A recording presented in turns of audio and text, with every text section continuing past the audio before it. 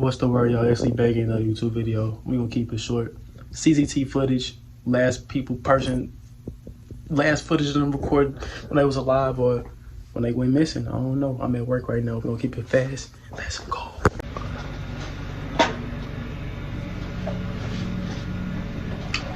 On the evening of December 7th, this whole time, Trevor Deely went to his office's Christmas party at a nightclub down the street from the Bank of Ireland in Dublin, where he'd been working in the IT department for about a year.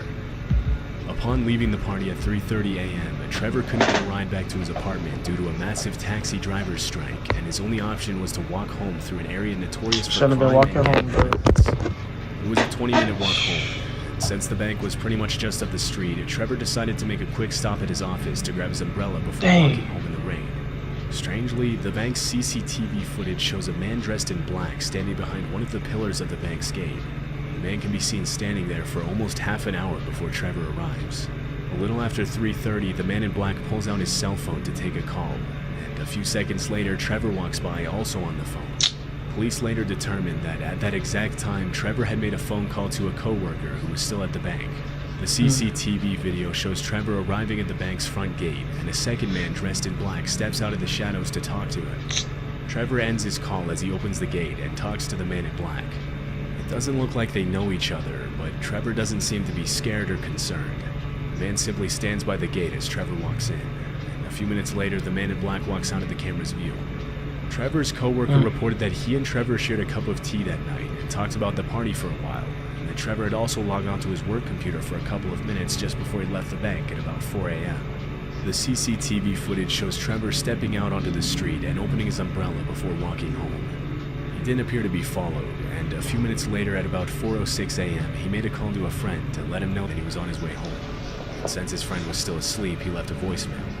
That voicemail would be the last time that anyone heard from Trevor Deely. At 4:14 a.m., Trevor was seen walking by an ATM on a street about 15 minutes away from his apartment. 15 minutes on 30 seconds later, a man in black appears on screen, apparently following Trevor.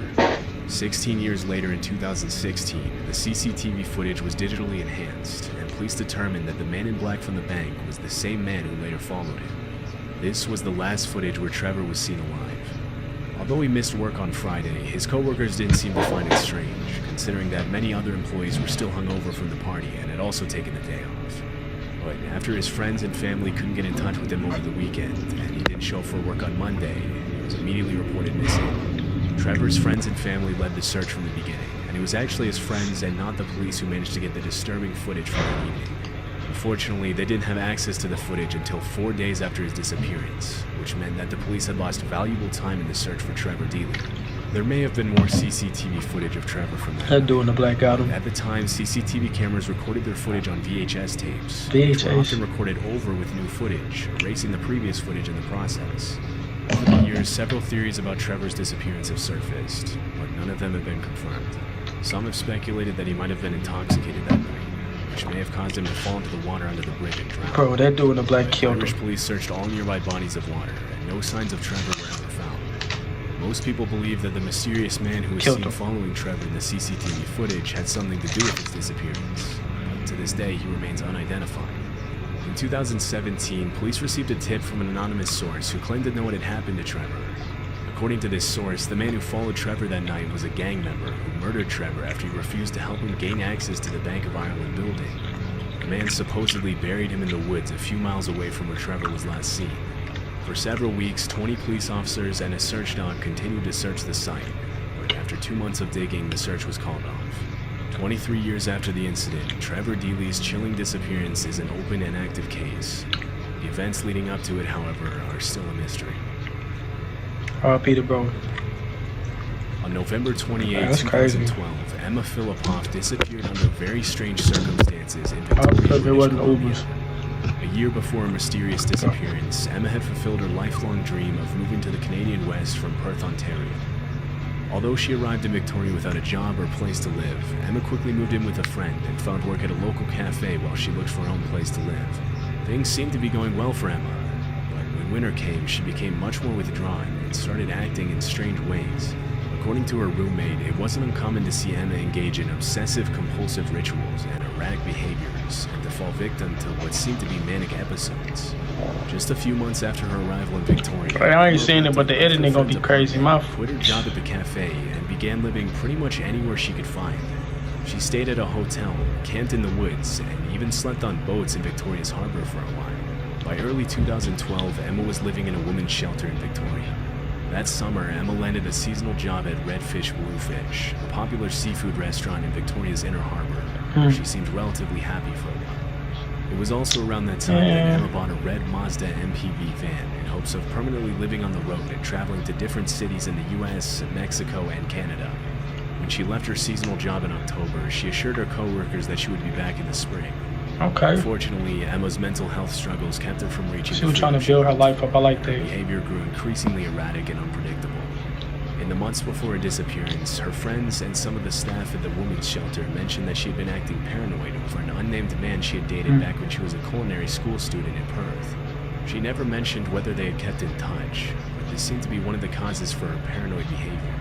A few weeks before her disappearance, Emma had an episode where she dragged the furniture in the women's shelter across the street and later claimed that she heard voices coming from the furniture telling her to do it. Around that time, she also gave away and sold many of her personal belongings. On November 20th, Emma was seen on CCTV at the YMCA in Victoria. In this strange video, she can be seen walking in and out of the building several times in the span of 14 minutes. Some people have speculated that she might have been trying to hide from someone. Others claim she was probably waiting for a ride and didn't want to spend the entire time outside in the freezing cold while her ride arrived. Neither of these theories were ever confirmed.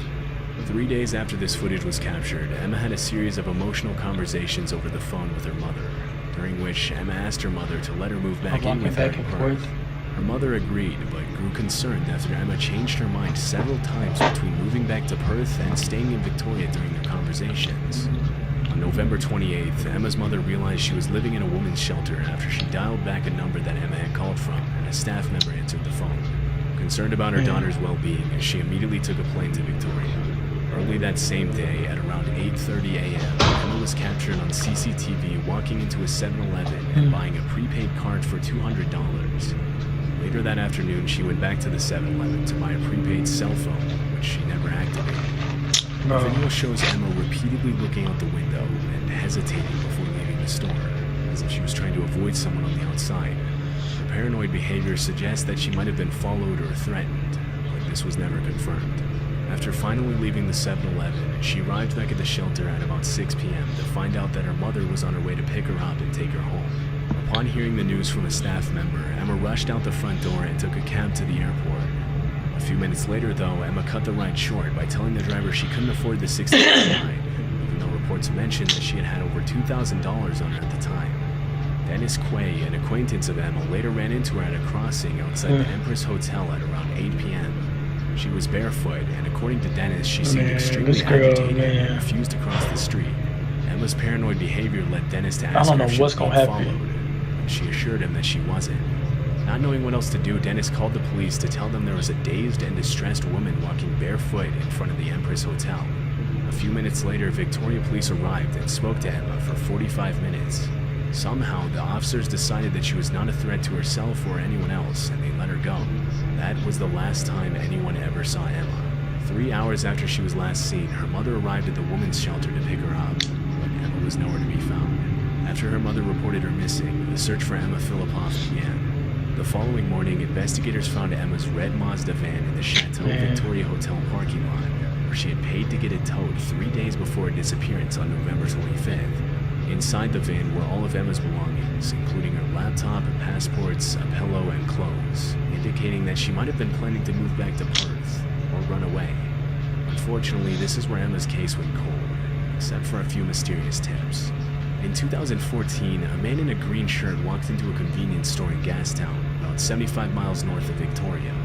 According to the store owner, the man ripped off a poster advertising a $25,000 reward for finding Emma, telling the owner that Emma wasn't missing. He claimed that Emma was his girlfriend and that she had been living with him, and that she ran away from her family because she hated them. Although the store owner reported this to the police, the man was never identified. 4 years later, in 2018, almost Almost 6 years after Emma's disappearance, another man Oh, y'all confirmed got that this he'd dude seen on her the camera. morning after her disappearance, claiming that up until then he hadn't made the connection that the woman he had seen was Emma. According to the man, Emma was standing on the side of the road, barefoot and soaking wet, looking nervous and paranoid as she asked the man for a ride. She claimed she was going to visit a friend in Coldwood, about 10 miles from Victoria. The man told Emma he couldn't take her that far, but he drove her a few miles and dropped her off at a nearby gas station.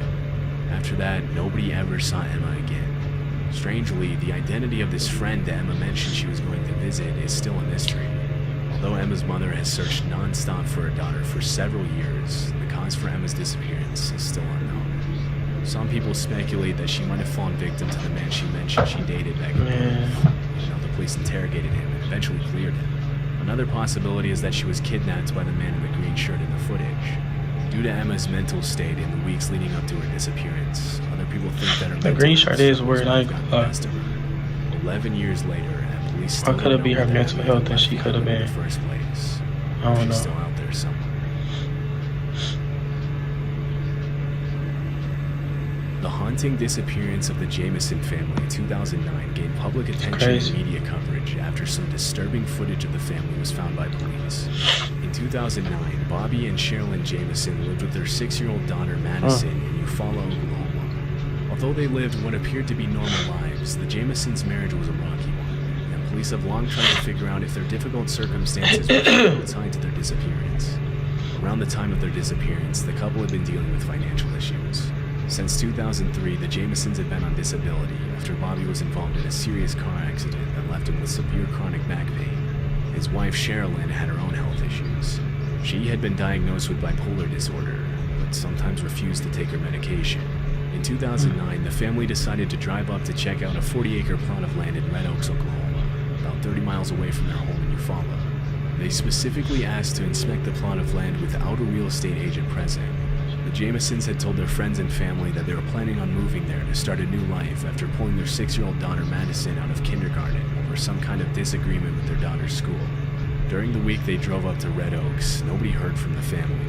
Because they were an unusually private family that often went off the grid without contacting anybody for weeks I think I at a remember time, that. nobody assumed that the Jamesons had disappeared.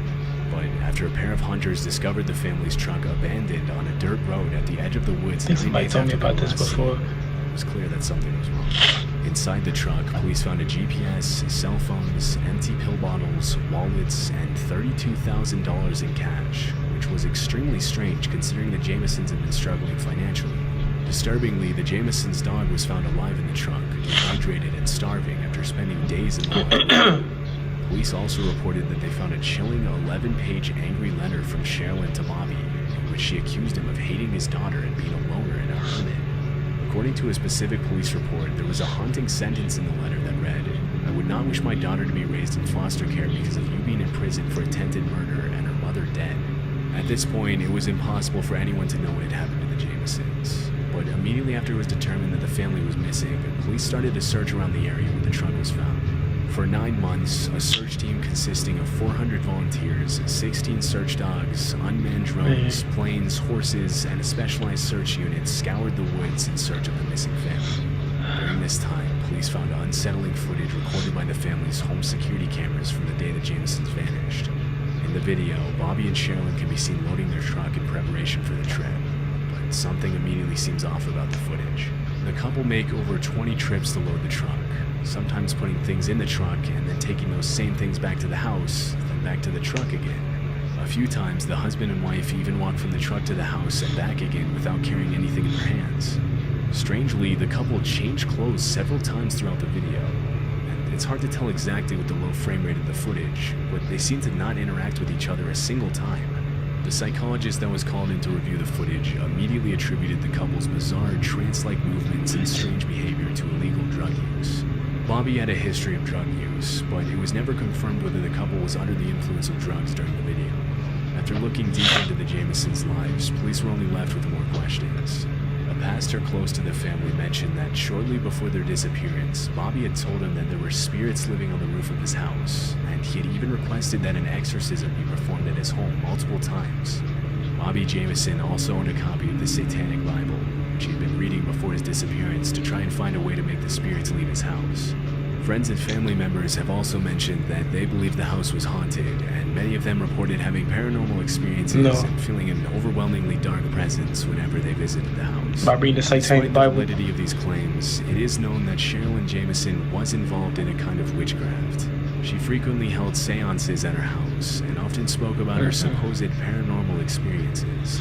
The editing is gonna be so bad when y'all see this, cause like I had to stop and start this at least 10 times. My storage is like crazy working. Like yeah, but it's okay. That was crazy though. Like I don't got nothing to say. I just hope y'all all stay safe out here, and we'll catch y'all in another video.